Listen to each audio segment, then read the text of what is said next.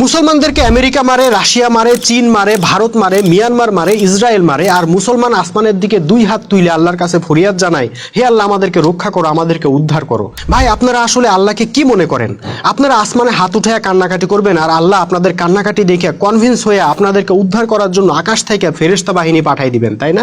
কখনো না।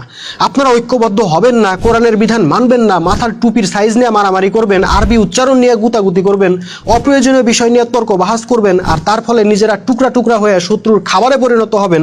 তারপর মায়ের থেকে বাঁচতে আল্লাহকে বলবেন, আল্লাহ আমাদেরকে উদ্ধার করো। আচ্ছা, আল্লাহ আপনাদেরকে উদ্ধার করবেন কি জন্য? যাতে আপনারা আবার নিজেরা মারামারি শুরু করতে পারেন।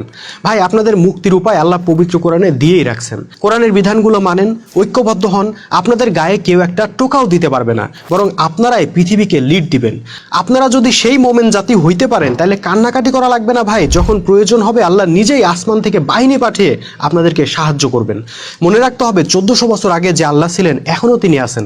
1400 বছর আগে যে ফেরেশতারা মোমেনদেরকে সাহায্য করার জন্য বদর যুদ্ধে ছুটে আসছিল এখনো তারা আছে, শুধু সেই মোমেন জাতিটা নাই।